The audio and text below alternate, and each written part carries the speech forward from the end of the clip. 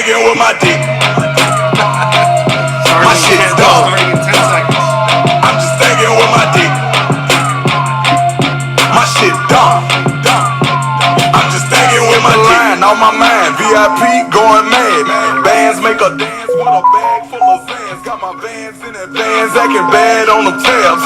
Pants cost $1,000, put that ass in my hands. Duffel bag full of cash, she a model. I'm a killer, see them now. She stop, popped and squat by the zipper. Thinking out loud, my dick plot tryna kill her. Help her somebody, the bitch wiped on the liquor. Going live, long and short and ride like Geronimo. Say I got the gas, we ain't talking about kinda cold. Knock the whole clique down, I'm talking like dominoes. One hit wonder, when we finish, adios. Got money, retarded. Don't want her if it don't clap when she walk. Ain't too pretty in the face, but she super thick. And I got the chicken now. I'm just thinking with my dick. My shit dumb. I'm just thinking with my dick. My shit. Alright, everybody. What's up? It's Mike and Anthony. Obviously, you guys know us, but I guess the show today is about get to know your host. Just, I don't know, some might think it's kind of odd to let everybody know your business, but really, I don't really care. It's you learn who you're actually listening to and where they've come from and all the stuff that they've gone through in life. And, you know, just there's a lot. I know with Anthony, it might be a lot less with him because he's younger than me, but I've got 50 years of stories and some really sad. And, you know, the whole thing is I don't want anybody to ever feel sorry for me at some of the stuff that I'm going to say. And I apologize when my sister's watching. You know, it's stuff that I went through as a kid, my life from, age, birth all the way till now. So basically, my real name is actually Charles Michael Anders. My mom and dad named me that after her brother, I think, that passed away. And never called me Charles, they always called me Mike. 1972 I was born, so I'm 51 actually. I'm old as dust. Down the gutter, you're on the other side. Right. But I mean, basically, I have a sister. She's 6 years younger than me. My mom, I'm not too close to. It's just I never could get close to her. Every time we try, it's always something. Basically, it all started as a kid. My mom and dad, I don't know why they got married. Opposites attract, I guess. But my dad was an alcoholic. Before I go into it, actually, there's no book on being a dad. You don't say, hey, you don't have no kids, Anthony, so you don't know yet. No, but I can understand that, yeah. for sure. There's guidelines, information you go off of and say, hey, I'm going to be this dad or that dad. But my dad was from Hendersonville, North Carolina, and my mom was from West Virginia, and they were literally fucking hillbillies, and they had me. And my mom really loved me, I heard from a lot of people, my family. And once she had my sister, she pretty much forgot about me. My mom and dad would constantly, I grew up with years of arguing. Anybody that knew me, when I lived on Newman, and I grew up and with the Carlson, Shoemate, Hunter, it was nonstop every day. It was a fucking, just arguing, fighting, cops called, my whole life. Getting basically everything taken out of me with my dad. And again, my dad at this point was not a great dad. He was an alcoholic. So every fight that my mom and dad would get involved with, it would always be taken out of me. There was 2 different occasions that he broke my tailbone twice with the steel-toe boots just because he was mad at my mom. The constant smacking and beating on. And, a lot of the family members knew about it, but nobody ever did anything except my Uncle Fred actually stepped in and he... confronted my dad, said, you can't be putting your hands on that kid like that. But it really sucked, and I just kept going. As time went on, my dad tried to do stuff with me, rode snowmobiles, 4-wheelers. My mom, they would try to come to, I was into wrestling and basketball, football. I tried football once, I didn't really like it. T-ball, they were into it, but... my dad would come drunk. A lot of my friends would be like, hey, remember your dad when he come there with a brown paper bag? A brown paper bag, literally do a fucking game. Hey, if you don't do this, you're not going to ride the snowmobile. My buddy just told me that, yeah. So, yes, it was, it's rough. I didn't have the normal mom and dad. My mom and dad got divorced when I was 17.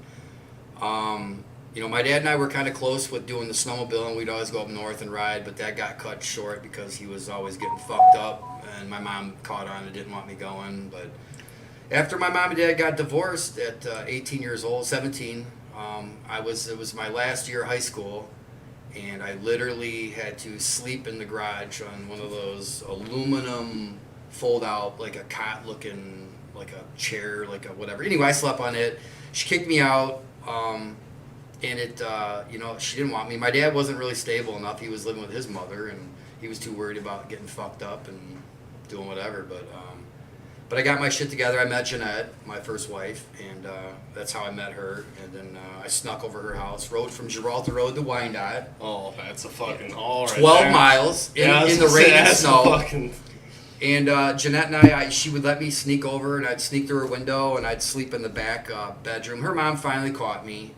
And we had a conversation. She asked Grandma Shirley. Shirley, which is she's a good person. She really is. She's been more of a mother, and she sat and talked to me. Says, "Why are you sneaking in here?" I sat and told her that I was sleeping in the garage. I was trying to graduate. I was trying to finish school, and it was really hard. Mind you, no one knew about all this. No one knew me sleeping in the garage. Never told nobody. I told my one buddy, and he actually told his mom, and my mom locked the bedroom door or window because I was sneaking in her window to try to take a shower before school. But Shirley said, you know, you could live here, but you got to finish school. I said, no problem. So she took me to school a lot, jammed her radio. It was kind of embarrassing. I'd be pulling out my friends. Like, who the hell's that? I'm like, oh, it's Shirley, man. You know? Fucking Shirley. But yeah, I mean, she took me to school, made me do that, got me my first job at Kmart. It was funny because she worked there, and you know, that whole thing with me and Jeanette, we got married. And I made mistakes as being, I think I was 24, and I wound up cheating on Jeanette, which I don't really give a fuck. I own it. I made a mistake as a kid. I was young, and I did it, and I got paid back later on in life. And Goes around, comes around. Absolutely. Jeanette's an amazing person. She's got Alan, and we're all good friends, and which really, to some, might be odd, but it really works. And they're really, I consider them family. Jeanette does a lot of stuff. Hey, Jeanette, I don't know how to do this on the computer or whatever. All right, cool. I'll do it, or help me. I do got a question for you. Yeah, what's up? So you said you and your pops, you guys used to do the snowmobiling and all that, right? Yes. I also noticed you kind of bring that to your kids now too. I noticed you and your kids, you guys go snowmobiling and stuff like that, right? Yeah, I was gonna bring all Is that. that something That's that all you- gonna yeah, tie in. okay, Yeah, all right. yeah, for sure. I mean, yeah, he. But like Shirley did a lot for me, and and when I had made the mistake with Jeanette, we split, and everything. It was rocky for a little while, but we're cool. Everything's kosher, and but that's how it's supposed to be, though. But I had 2 daughters. They're amazing, and it went on from there. Relationship after relationship or whatever, and things happen. But to fast forward to probably, oh my God, I don't even know the date, but it would be almost 14 years ago. I met Sarah, and I fell in love with her, unfortunately. I know it sucks, but now I know what women feel like when they get fucked over by a lot of guys, because it happens. But she was my best friend, and I had 2 boys with her.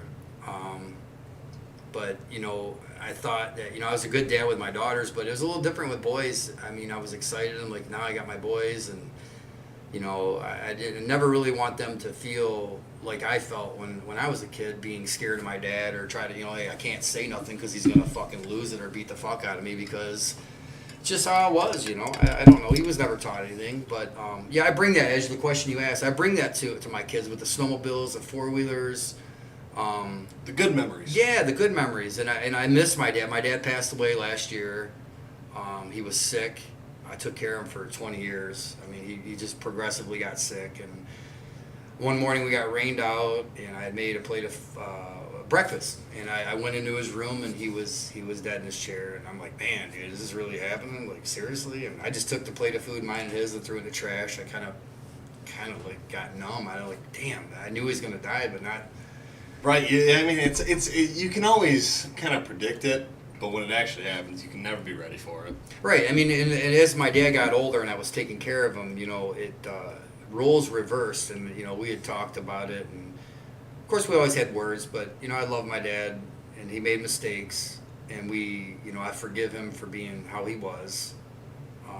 But you know, it is what it is. There's no fucking blueprint of what, you know, basically to raise your kids. It's just on feeling and what you know you've been taught. And if you haven't been taught anything, you're going to be really a good dad. Right. But yeah, I actually left out. I skipped. I ended up when I got married to Sarah. You know, we were together for God, I don't know. It might have been 7 years. We got married. I didn't want anything else, but I ended up getting sick, and I didn't know that. I thought it was a sciatic nerve, and I got a bunch of tests ran and found out I had cancer, and that was rough. It was like it just kept coming back, but I didn't know I had it. I had it everywhere. It was on my spine, neck, lymph nodes, everywhere. It was just totally spread everywhere, and the night before I got the news, I woke up the next morning and I couldn't breathe. She called 911. I went to the hospital. They said you got to go emergency, you know, surgery because you have a hole in your stomach. I'm like, wow, all right, see you guys on the flip side. So I get up and, you know, everybody's crying and boo, and I'm like, what the fuck are you guys all crying about? Like, I'm sore. I look down, like they tore my stomach open. I'm like, really? Oh, I remember that. Yeah. Yeah, and you know, and we really didn't know each other that well. Yeah, that was when we first kind of met. Yeah, and it was rough, dude. And you know, the doctor's like, you know, we gotta get you out of here because you gotta start chemo. And I went through that. Sarah was with me the whole time. I mean, she really was a great wife. The second time it came back on my head, same thing. My daughter had been in the room, Haley, and I could tell she was crying. I go, what's wrong? I go, don't fucking tell me it's cancer again. And it was. And then the third time it came back was in my neck, and that's why I got tattoos on my neck. I got sick of people asking what the fuck happened. Yeah, right, what the scars were. Same with everything. I got everything covered. But yeah, it came back, went to Carmanos, got stuck there for 60 days, got a stem cell transplant, made it. And, you know, that was a rough deal. You know, that time I prayed to God. I'm like, you know, I didn't pray to save my marriage, save anything else, which I wish I would have. Maybe it would have changed, maybe it wouldn't have. But I prayed just to be here for my boys. I mean, yeah, that you know, that was my main objective. Because if I die, those kids are, you know, I'm already going through enough right now. What happened yesterday or the day before, but yeah, it sucks. You know, you don't know what you're faced when, you know, you're faced basically with death. Like, I mean, holy shit. Like, am I gonna make it? Or, you know, a lot of times I had surgery last year about my neck with probably due to the cancer. I mean, that was a rough feat. You know, I don't do pills really well, but you know, she pretty much just left me alone at the hospital at Carmanos, and I went through it and did it, and I'm here. I mean, I'm living. damn right, dude. One of the toughest motherfuckers I've met, going through all that nonsense. But you know, you can't. I got it on my neck. Never give up. I mean, that's with anything. You know, you in full send. You know, you. It doesn't matter what you're going through. Like, I mean, if you could be something simple of not having a job and, you know, trying to get, you know, situated or bills or money. I mean, we're always going to struggle with something. It doesn't matter what it is. Oh, yeah. But you're going to, you know, you don't give up. You can't give up. The minute you do, you're dead to the wind. I had an old guy that I worked with, Kelly. He passed away 2 years ago. He's the other truck driver, and you know, he called me smoking pot. He's like, "What are you doing, you peckerhead?" I'm like, "Oh my god!" He called me peckerhead. So I'm like, "What's up, pops?" He's like, "Dude, I'm getting fucked up," and he's talking, and I said, "You know, Kelly, I don't know if I could do this." And he got so mad. He goes, "You motherfucker! I'll come there and beat the fuck out of you. I don't want to ever hear that," because his wife had died from cancer. He says, "Mary Jo never gave up, you know, and you know, you don't ever give up." I said, "All right, I got you, pops." But yeah, it's you don't know what you're faced with, and people always say, you know, and I think for the last 4 or 5 years I've kind of kept to myself to where I'm like, I don't want people knowing what I went through just with my life from the beginning to now, because I don't want people to feel sorry for me, because that's not what this is about. This is about letting you know that people have real life fucking struggles. You don't know, you know, people, why are you such a dick? Well, you know what? Why don't you put my size 11 and a halfs on, and then we'll talk.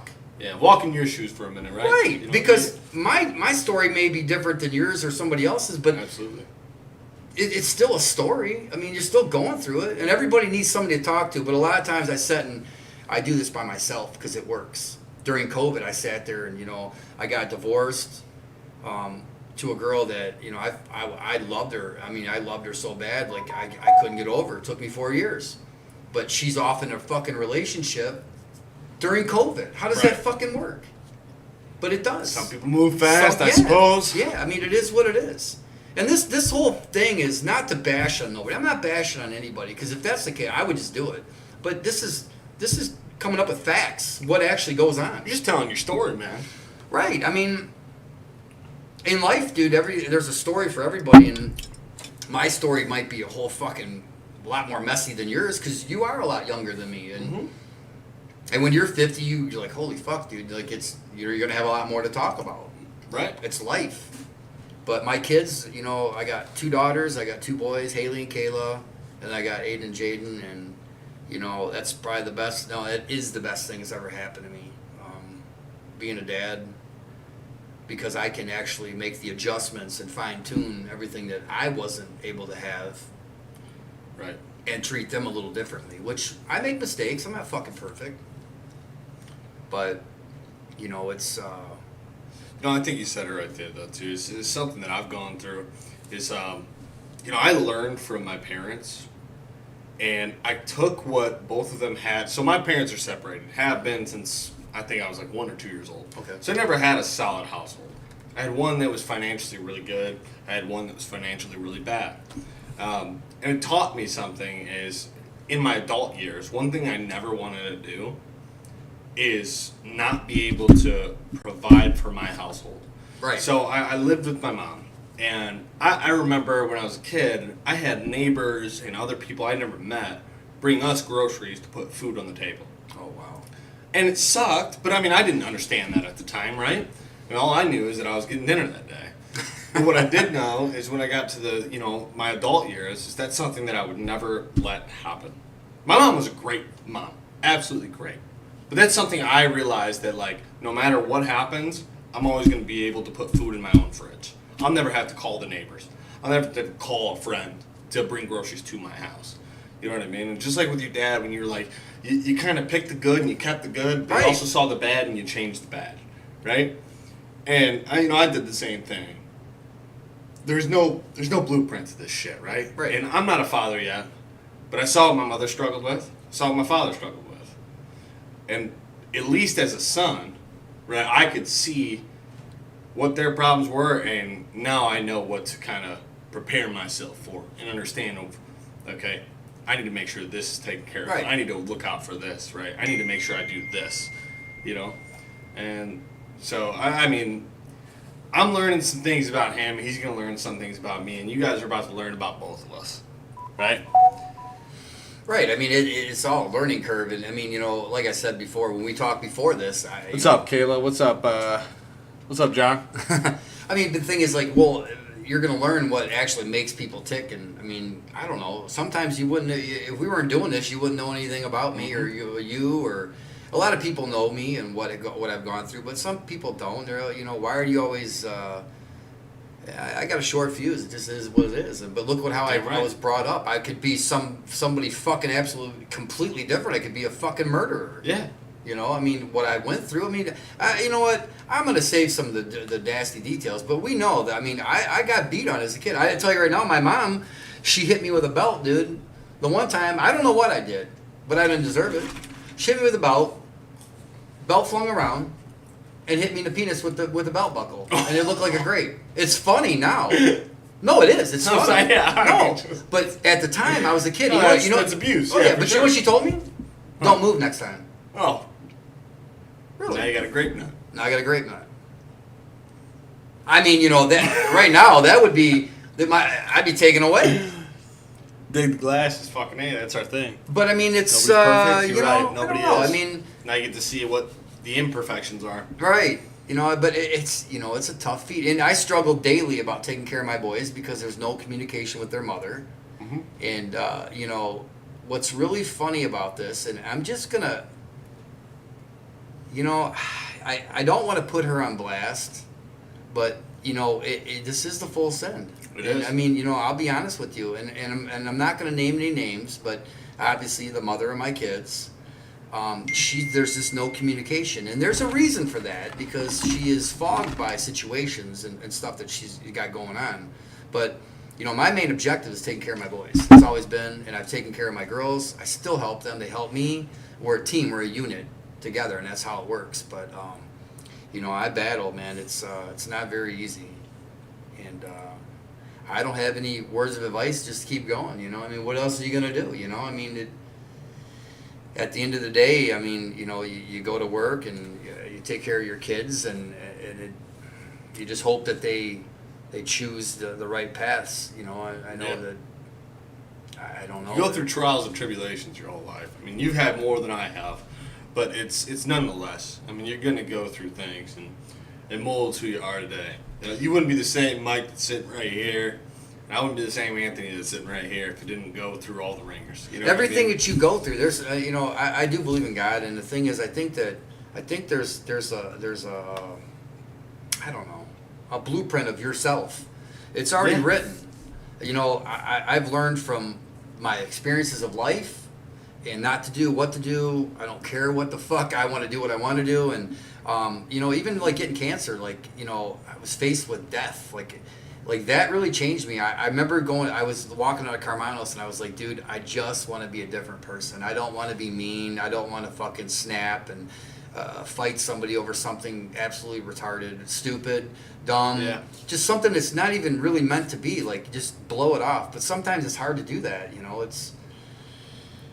No, some it people is. know how to push your buttons. Right? No, it does, dude. And I mean, that's when you start to kind of develop a hardened skin. I was thankful enough when I was growing up. I had a couple older brothers of mine beat the living dog shit out of me, man. Like, relentless, dude. And, you know, it was always difficult for me because the only times I ever got to spend with them were at my dad's house. So it was a summer, a couple weekends here and there. So, Right. you know, for a second there, I was like, well, I just want to have some fun with you guys. You know what I Right. mean, like, I just want to enjoy I wanna get ourselves. beat up. And no matter, every Right. time I came over there, it just became a fucking, they were just beating the dog shit out of me. Oh, You know, but Lord. they toughened my skin, and they really set me up for a great life, you know, especially because, you know, while they were doing that, I didn't know what was going to come of that. You know, I became tougher, I became hardened, and I needed that because, you know, I realized something that really molded me is one of my parents had a drug problem.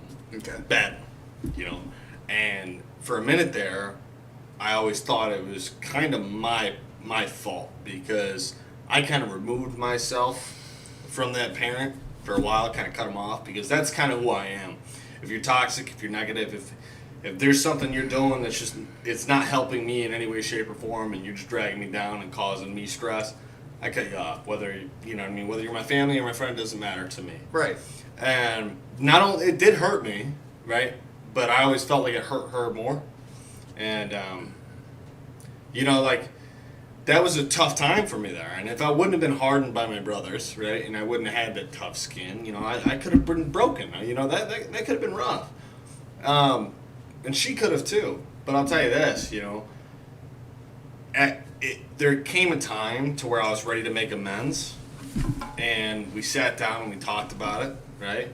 And we became a lot stronger after them hurdles with the drug use and all that. And I helped her get through it. I helped her get clean.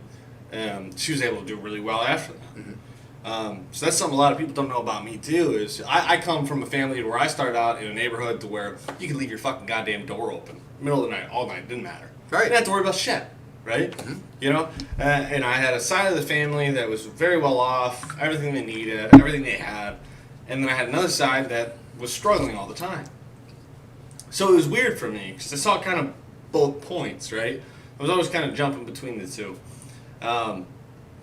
So I learned really quickly to not, like, pay attention to things, almost kind of zone them out, Mm-hmm. right? And on the same token, I also learned to be really independent. And, like, so, like, my emotional attachment got a little fucked up for a minute. And so, like, I always had trouble with, like, even if you did, you know, we're boys or, you know what I mean? If we're in a relationship or if, you know, I love you or something like that. It's really easy for me to cut you off, but it's really hard for me to let you in. Right.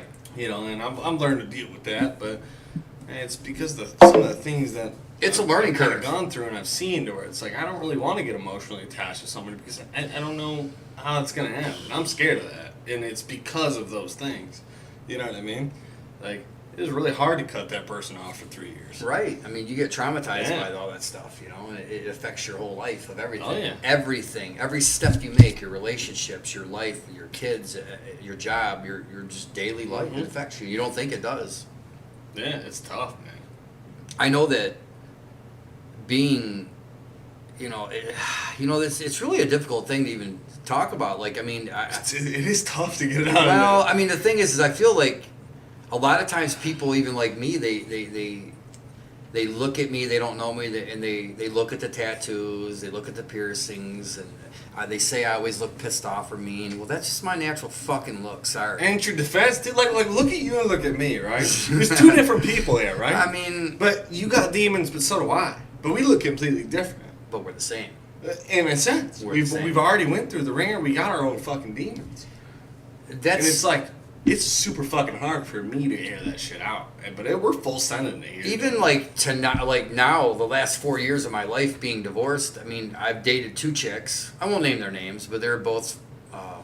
How would I put it nicely? They just weren't on the same page. We'll just say that because I don't want to be a dick.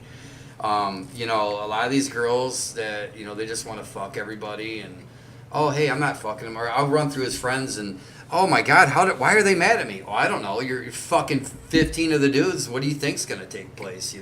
But that's how downriver is, and in my 4 years of being single, I really have not met anybody. My kids, I don't bring nobody around my kids ever. I brought one girl around, which was an absolute fucking mistake. I appreciate that because my mom. We brought talked a about lot of this. people- Yeah, absolutely. It was you. We Yeah. talked about this. Yeah, we did because you have that standard there. Anthony, let me ask you something. Remember when my kids were here and What up, Tom? we were doing the Sunday Fun Day, and everybody was drinking, and you said, "Well, hey, you're gonna drink, right?" And what did I say? Said no, I will not drink around my kids. I've never drank around my kids. My daughters, yes, but my boys, I don't want them seeing me drunk. I was at the bar the last 4 years, and their mother would call, have them call, and I'm fucking bombed. Why would I want them to hear me or see me? They're trying to Right. FaceTime me. I'm not. They're gonna know this. Aiden's gonna laugh and oh, Dad's drunk, but I don't want them knowing that. They don't need to know my personal business like that. So. That's the code. We talked about codes before. That's a code that I live by. 100%. Yeah, that's something that and that's why. Oh my God, Dude, I love it. I try to be a great parent, and What I up, don't Brady? look for people to be like, oh my God, Mike, you're such a great dad. You know what? When people tell me that, I get kind of awkward because I'm like, thank you. I guess, feel, right? yeah, Like- well, no, because I don't expect anybody to pat me on the fucking back. I don't expect to be like, oh, hey, What's up, Jen? you're the greatest dad of all times, dude. I'm not. I'm just trying to do the best I can. right. And I will tell you this, though. I know, and I just said this to somebody. I told this girl, I said, listen, whoever I wind up with at some point, they're going to get the absolute best version of Mike. And the reason is It's that the fucking goal. everything I've gone through, it's taken me 50 fucking years. They're going to get somebody that nobody else had because that's what I want. But Oh, yeah. a lot of times, nobody's on the same page anymore. Nobody wants to be loyal. They all want to fuck around and cheat. And if you got somebody, you better hold on to them because it's not real anymore. It seems. Yeah. And that could go on the factor of how they were brought up. I mean, everybody's brought up differently, but So yeah, y'all kind of heard a little bit of Mike's story, and you guys are gonna hear a little bit about mine. So obviously we already touched base on it. So my parents have been separated for a long time, right? Since basically I was born, damn near. When I got to my teenage years, unlike Mike, how he keeps people away from his kids, and like disclaimer again, my mom is a great mom. Pretty much, she's responsible for how successful I am for sure. But she brought a lot of she brought a lot of the guys in and out at times, and I got really defensive because my dad was in the picture with me, but he wasn't in there as the in the structure to defend her. Right. So for a while there, I wasn't able to defend her. So I watched a lot of. I watched my mom get disrespected a lot. And there's nothing I could do. that had to be tough. And so, like we talked about in our codes, right? One thing I don't stand for is disrespect for women. It's because I saw it firsthand, and for a while there, I wasn't able to do nothing about it. Right. And table turn there. I was in about, I think I was 5th grade, so that was about 10 years old. And my mom had a boyfriend. They were arguing in the kitchen while I was doing dishes. And he put hands on her, grabbed her up, and I took that pan and I hit him as hard as as hard as a 10-year-old could hit him, you know. And when I did that, he went after me, and I got downstairs. I ended up calling my dad, and my dad actually showed up. Not only defended me, but he also defended my mom, which was good.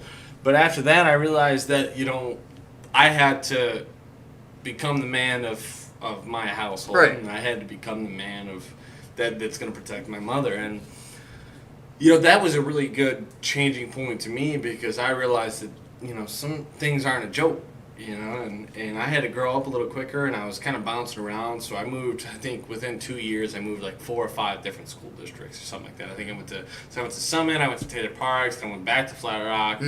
I started at Flat Rock, went to Summit, went back to Flat Rock, then to Taylor, back to Flat Rock, then I went to Wyandotte. So I started moving around a lot, you know. So it made me really friendly. I'm a really talkative guy. I can make friends with everybody, but it kind of had to be that way, because you have to make friends wherever you're at. Right.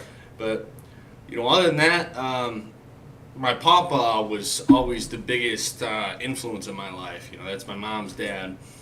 He kind of taught me how to build a code, right? Stick with it, and taught me pretty much every kind of manly thing that I know how to do, which isn't much, right? But you know, whatever I do know how to do, it's from him. And then after he passed away, it was really tough for me to kind of find that stable rock, because every dude, especially when you're growing up, I was a kid, you know, you have to have somebody you can talk to freely, look up to, right, for guidance, and especially when you're in a shitty situation. And once he left, my buddy Brennan kind of took that spot, and he kind of had my back there.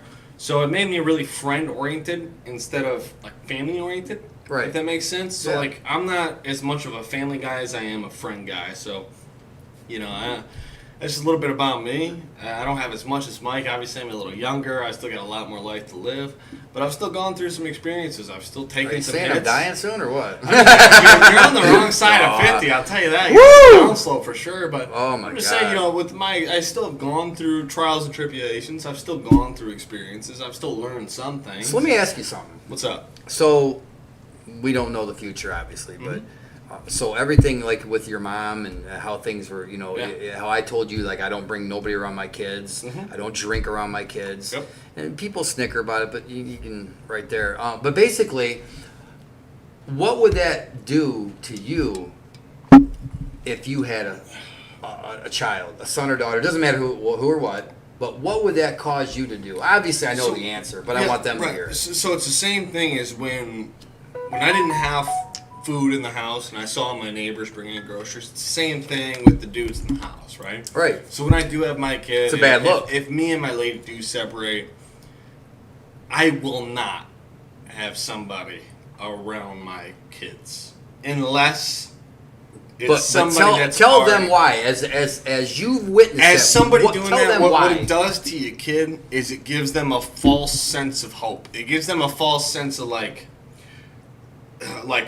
it's like a void, right? So Okay. if you're used to two people, right, and you just got this one interchanging. So in my case, it was the dude, right? Mm-hmm. So you got this one dude that coming around. You start the kid as a kid, you start getting attached to that person, right?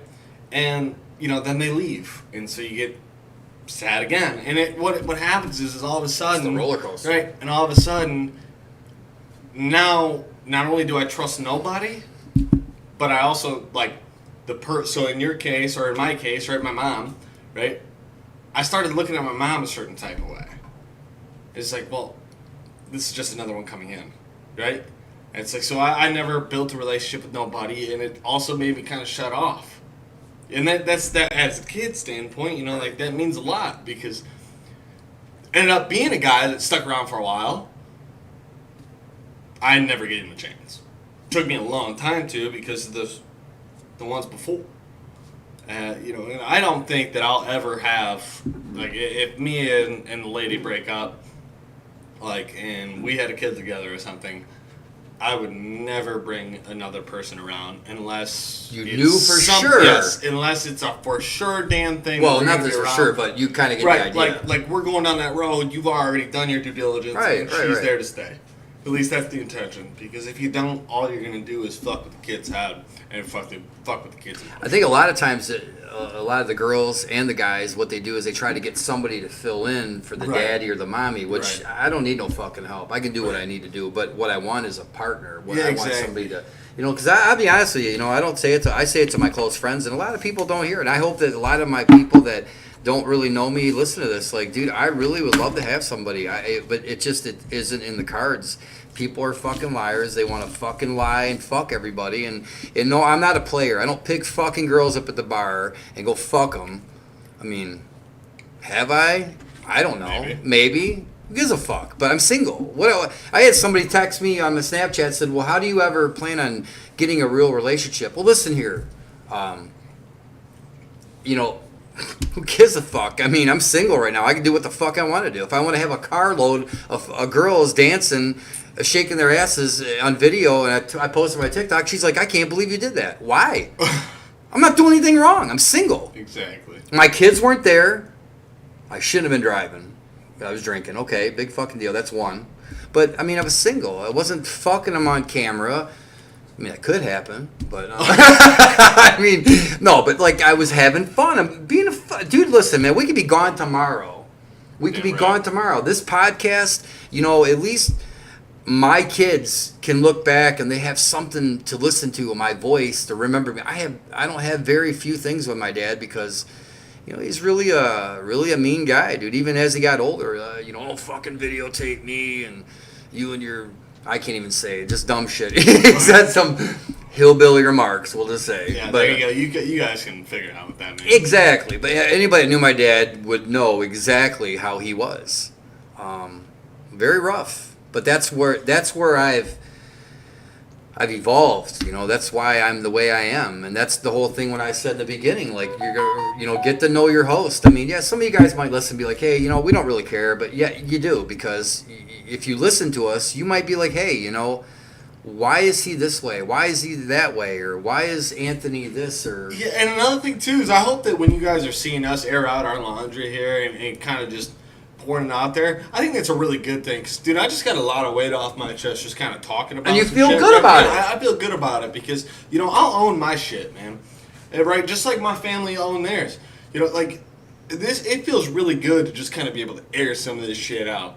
And maybe some of you guys should do the same because I'm sorry, everybody. we're not saying you need to come on the podcast. No, and I'm do just it. saying you might want to talk to somebody Right. to get that shit off your chest. Don't bottle it up, because if you do, you'll have a lifetime of, Anthony, I'm going to be honest with you, because we're full sending it. There's a lot of stuff. Even my daughters don't even know. Like, I've said a lot of nights in my house. My old house, this house. Not so much this house, but my old house. I'd sit there at the foot of my bed and literally bawl. Like, I mean, yeah, you guys can fuck off. I don't give a fuck, dude. Okay, yeah, I cry. I mean, I got a fucking heart. Oh, yeah. And I'm very different than how I look. Although I can be a dick, but I do have a soft side, and Damn right. I really have a good heart. And when you get heartbroken or things really upset you, I'm just gonna say it actually because I don't really care. Yesterday I was at work. And I got I'm sorry, Friday I was at Makes work. you feel better, damn and my right. daughter called and said, Dad, I really don't want to tell you this because I know you're going to fucking lose it, but I can't find the kids. Like, what? The mom had them for Wednesday, Thursday. She went to pick the kids up and was there at 2:30. Now I want you guys to, if you're listening, I want you to hear this because this is what I'm battling with right now. Haley said they've been gone. Dylan, their brother, said he was 14. He says that they've been gone for 45 minutes. They can't find them. Now, where they live is irrelevant, but they live in a trailer park, and they rode their bicycles, which we didn't know, and they were found. Haley had to call the cops because they didn't know where they were at. So, I mean, it's not like we're trying to get anybody in trouble, but, like, what the fuck? Where are the kids at? And I'm at work driving a fucking semi and trying to haul equipment, not trying to get in an accident or, I'm literally ready to shit my pants because I'm like, if something happens to my kids, I will tell you this right now. You guys, you'll see me on the Channel 4 or Channel 2 or Channel 7. We'll just say that. We don't need to say no more. But finally, the kids were found. And the kids they rode from the house. They got up. Their mother left to do a procedure at 8 o'clock in the morning and was gone from 8 o'clock in the morning until like 2 o'clock, 2:30 or whatever. Couldn't find the kids. They rode their bicycles almost 2 fucking miles down the street. Yeah, 2 miles. It's roughly 1 to 2 miles on their bicycles, 6 and 9 years old, with their little 7-year-old friend. Rode them to the park where there's a sled hill, and the sled hill's about like, it's like that. And they rode their bikes down. Now, I mean, they could have fell down the hill, broke their necks, got attacked by a dog, got abducted by people, could have got fucking hit. Now, mind you, she didn't want to say nothing, and I've been battling with her because it frustrates me. I just want to hear out of her mouth. And if she sneaks on here and She listens, fucked up. listen, you know what? I don't even want to hear. What I want to hear is, Mike, I promise you, I'll keep my eyes on them. I won't let them go to the Own pond. up to your fucking I responsibilities. won't let them go to the pond by themselves. I won't let them go riding their bikes by them. That's all I want. I don't care about her personal life, about the little dude that she's with now. That Damn it, you know.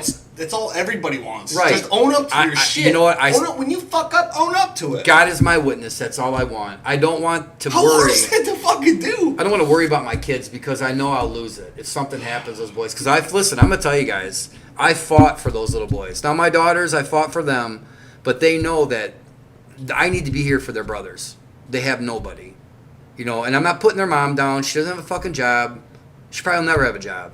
It's been 4 years. And listen, you know what? Am I putting her down? No. It's just that they're factors. They're in black and white.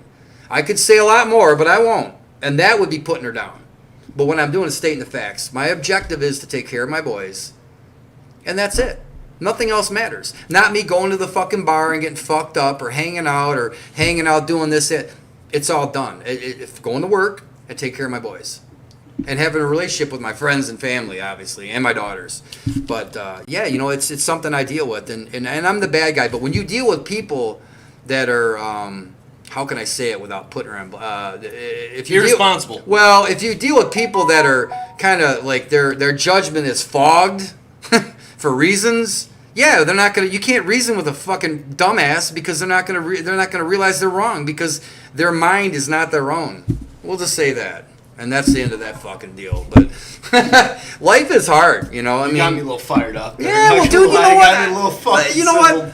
From here to here, it's been absolutely fucked up in my life. Now I'm ready for some goodness. Now I'm ready. I beat the fuck out of cancer 4 times. Damn right. And you know what? I'm ready to move on in my life. I told my buddy, Matt Purdy, that died. I was with him the night that he died on his bike. We rode the Boogie Fever from Smugglers.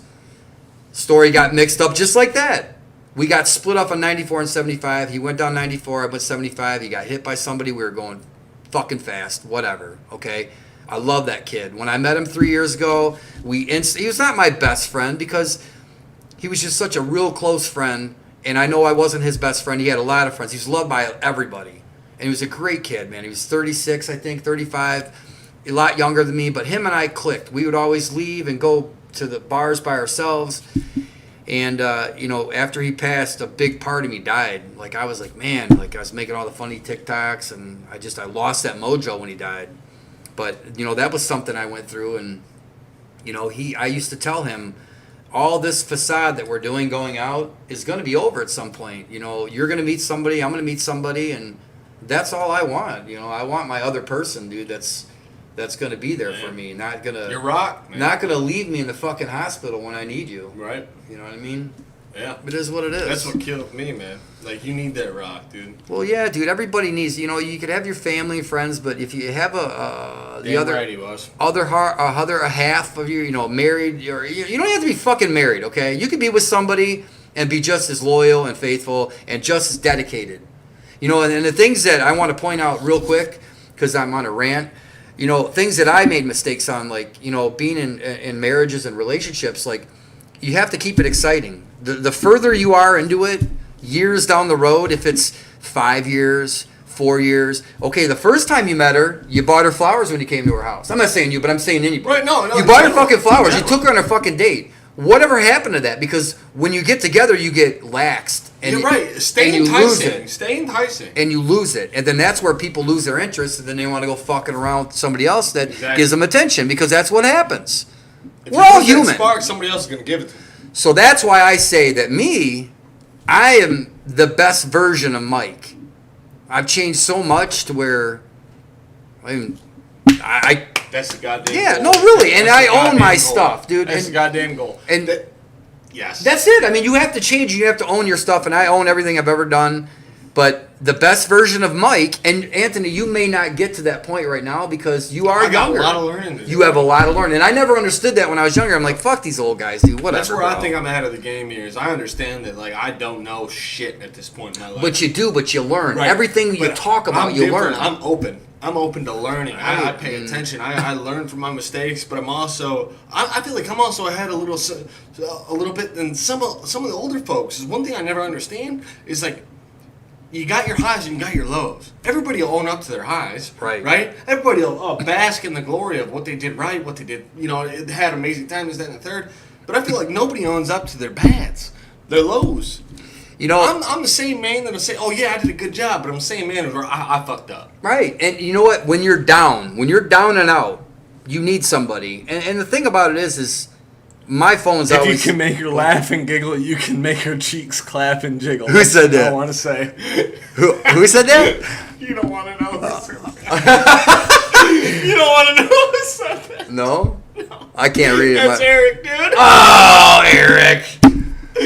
But damn But right. yeah, I mean, oh my God, it's a tough feat, and my door is always open and my phone's always on, because I know how it feels to be up at 2 a.m. and can't sleep because you're thinking about something, and that was another thing I told you when I started doing this. I had friends tell me all the time, man, dude, you're so interesting, all the funny shit you do, and a lot of stuff I don't video just because it's just too fucking funny. I'm not worried about videoing it, my whole life, but I do a lot of funny shit, and I'm like, let's do this. But also doing this comes with a cost. Yeah. And I think that if I can help somebody, like, hey, dude, you know what, man?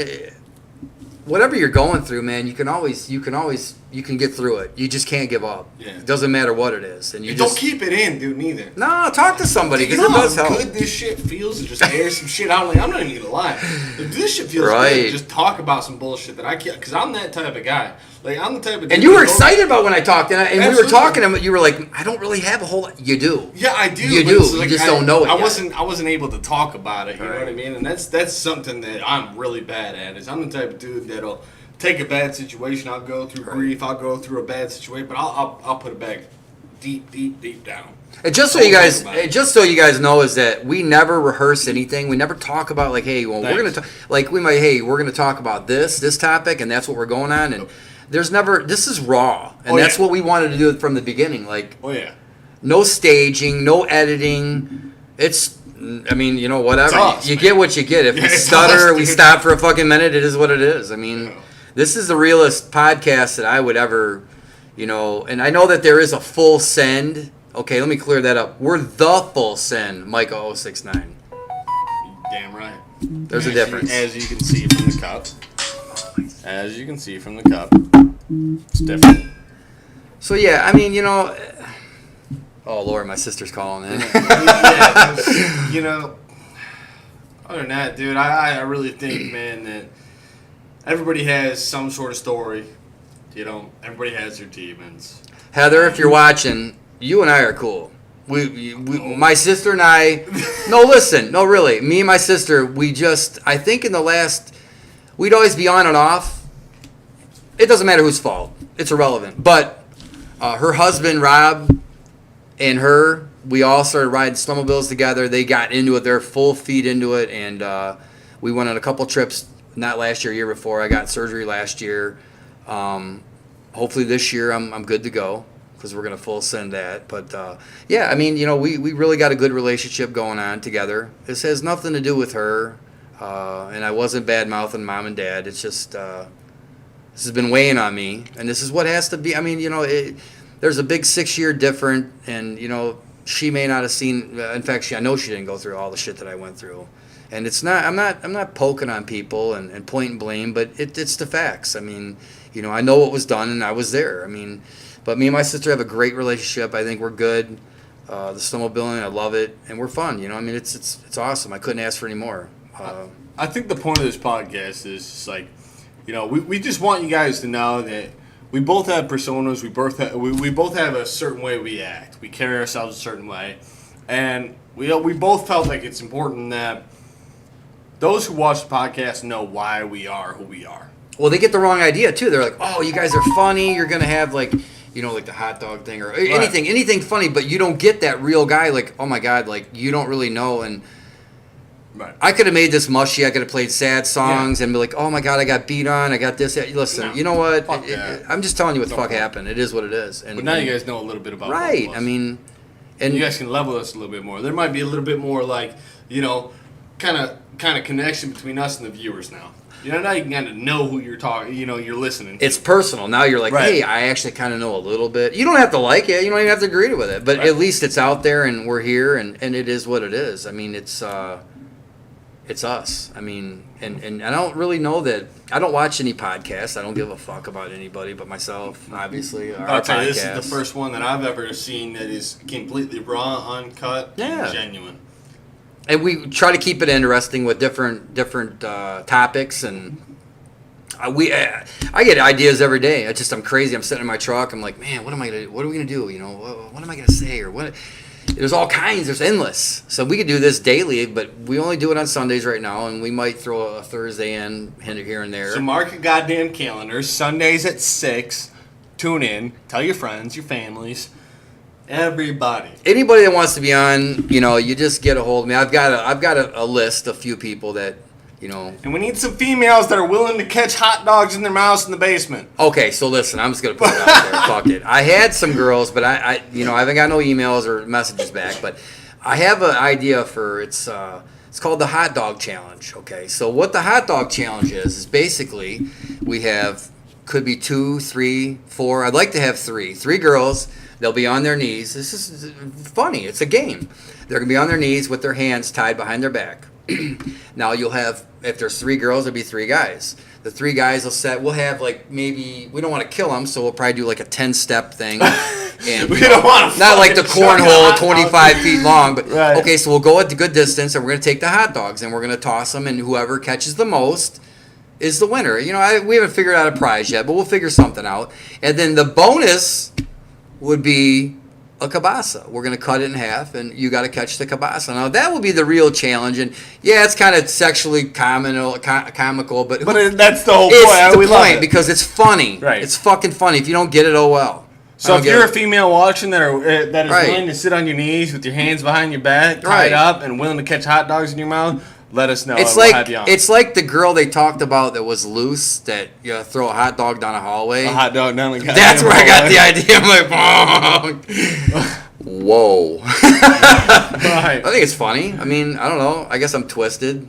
Whatever. But no, we're looking. We gotta get the females there. We already got my ladies. You You know, you're gonna wrestle a midget. Just to and get you fucking guys goddamn cup of hot excited, chocolate. some of the ideas real quick. I should say. Well, hey, we talked about doing the wedding crash. So Haley's gonna Oh, be. yes. I'll need a date. I think we'll find somebody, but we'll have Haley, me, Anthony, and a date, and we're gonna crash a wedding. Random wedding. Well, I've got an idea but I have a buddy that's a DJ, and he's gonna actually get us hopefully the insight of getting into a wedding. So we're just gonna go in Oh, yeah. probably maybe around the time that you do the dancing and all that. We're gonna go in there and do Yeah, that. just Yeah. really. So we're gonna fucking do a shit. wedding crash. We're gonna really do it legit, not like the fucking movie. And we're gonna really do it. And I'm gonna get up. I'm gonna do the garter toss. I'm gonna do all of it. We're gonna get crazy. I mean, that's what we want to do. We want to do crazy shit. I want to go Make sure to you the guys bar and keep drink. doing We'll have that. some. What the hell was it? We're gonna do some live podcast.